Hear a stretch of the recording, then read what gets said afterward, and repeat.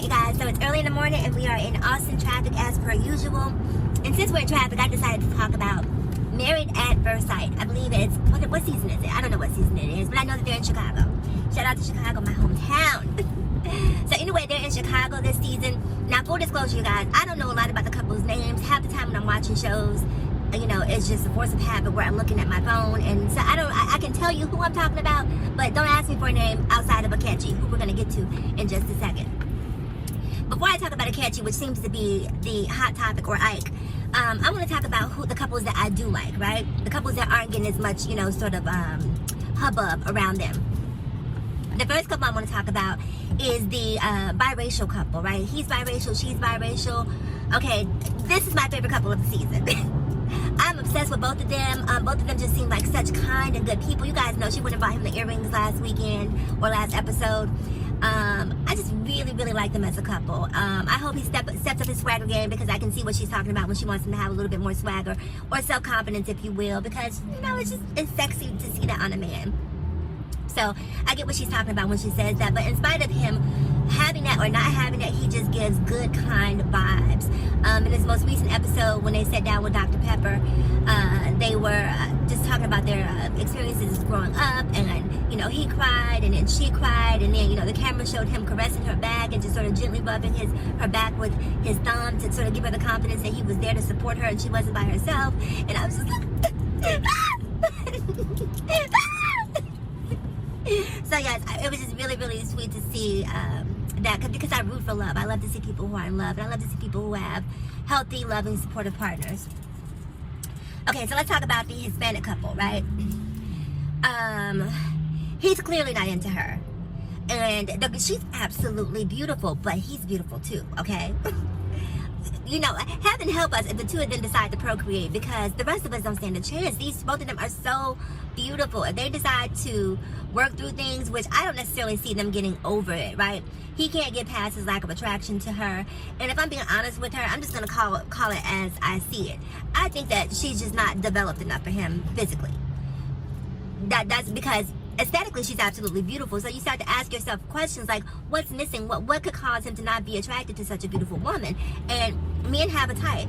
And so I think that maybe, again, she's not as developed physically as he would like her to be. And so that's causing him to hold back on his physical intimacy with her.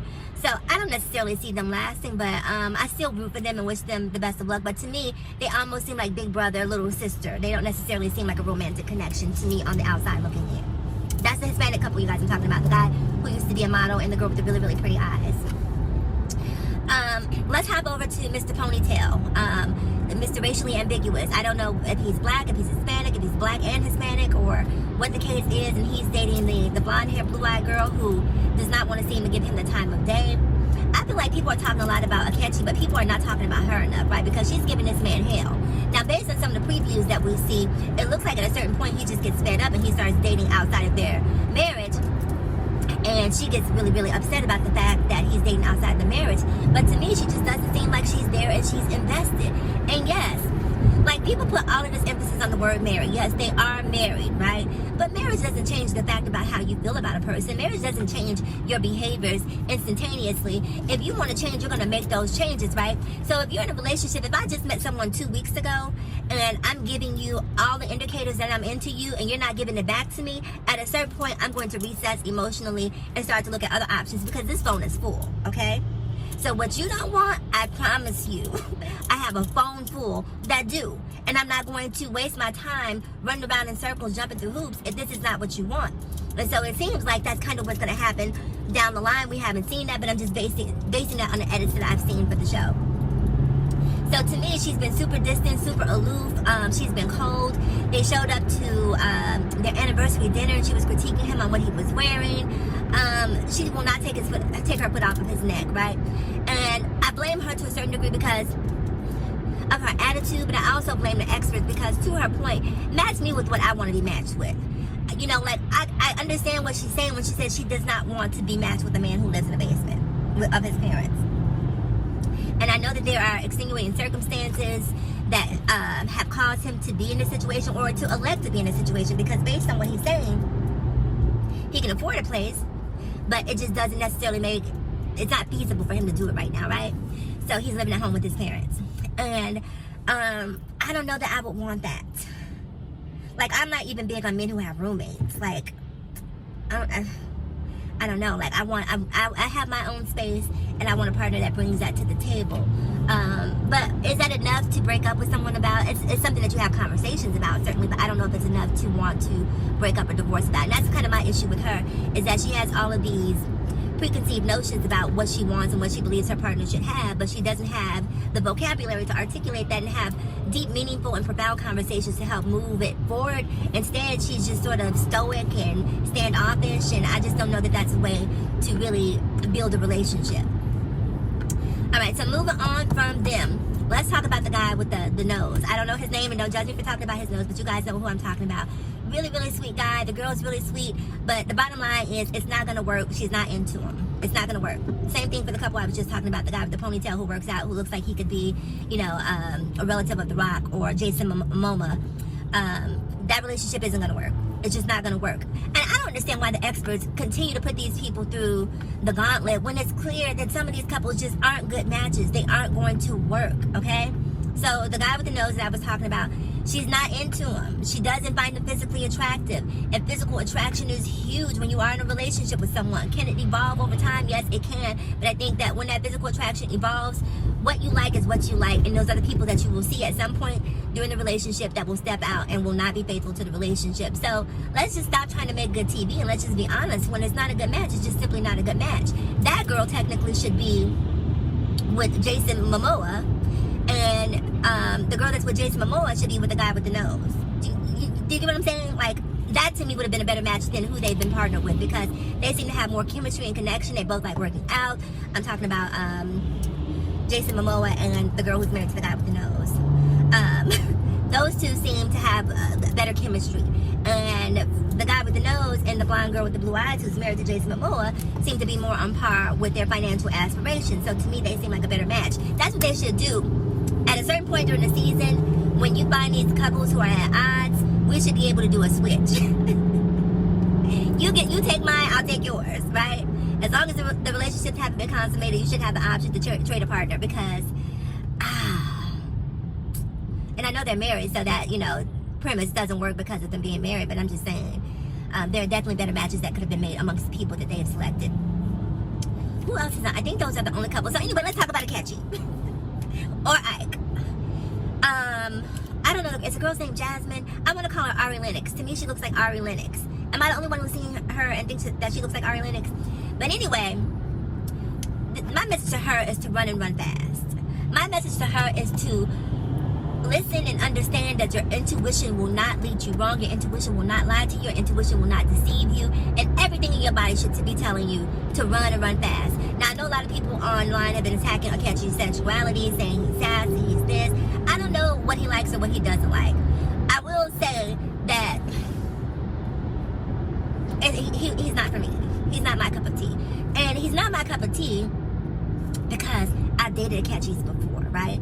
Men who just are incapable of communicating like an adult, right? Men who are antagonistic in their communication style. Men who are who will gaslight you at every opportunity and then act as if they don't know why you're upset, why you're angry, because now suddenly, because you are reactionary to the things that they've been saying, well, I didn't even, if you've dated men, then you've dated this guy, okay? I dated Ikechi before. I would not date Ikechi today because I'm grown and I know my value and I know my worth, which is why I'm so confused about how she wound up being matched with someone like this. Like, he's a problem for real. He's toxic, and all of these experts keep coming to her pretending like this relationship is salvageable. It's not salvageable. And giving her advice on how she should work through it. And first of all, I don't want to come into a marriage immediately trying to fix something that's broken. When you come to the table and you're looking to get married, you should have done the work before you got to me. Okay? I cannot be your wife and your life coach. Pick one. Pick one. Do you need me to be Iyanla Vanzant, or do you need me to be your wife? Now, I know that at a certain point in a relationship, you have to be all of those things to each other. But coming to the table, at the very least, Be aware of what your shortcomings are. Be aware of the opportunities that you have to be better. And let me know that you are taking active steps to work on them, right? But to come to me completely broken and asking me to fix the mess that I did not make, unacceptable. And I don't understand why these experts would sit next to her and try to convince her to move this forward. Why would you push her forward in a toxic relationship? It makes absolutely no sense to me. And it also devalues their expertise, in my opinion, because run and run fast. Don't get deeper emotionally invested into someone like this, because that's when it becomes harder to leave. We see already a couple of weeks into it, and she's calling him multiple times, reaching out to him, trying to be like, I'm not coming into a relationship with that type of energy. In the words of Fantasia, if you don't want me, then don't talk to me. Go ahead and free yourself. Because what I'm not going to do is to continue digging a deeper hole for myself in toxicity. I wouldn't do it.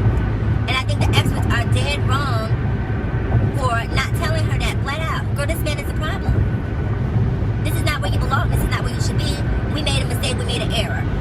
He pulled a fast one on us. We didn't see it either. Like, just be honest that the expertise wasn't expertising when you guys put him and matched him up with her. Smart, beautiful, intelligent, kind, articulate, nurturing. I mean, the list of attributes that she brings to the table go on and on and on and on. I would have been done as soon as the picnic was over. Did you guys see the picnic episode? When they were at the picnic and she went through all of this work and he came there with this sort of air of indifference where he just couldn't be bothered. Thanks but no thanks. It's been nice. Like, I would have absorbed that in that moment. I would have gotten through that picnic, and I would have went right to the nearest bathroom and washed my hands. I'm done. I'm done. Because when you see it, you see it. And I know you guys have heard it a million times, right? When people show you who they are, what? Believe them. Believe them. Because to me, he is clearly suffering from some sort of depression, some self-esteem issues. I don't know what his mental health diagnosis may be, but I know he needs to work on that before he starts looking for a partner. Okay, and we're going to say partner. So anyway, that is it. That's my take on Married at First Sight. Comment below because I'm curious to hear yours. Would you stay? Would you work on it? If you are, you're crazy. I'll see you in the next video. Bye.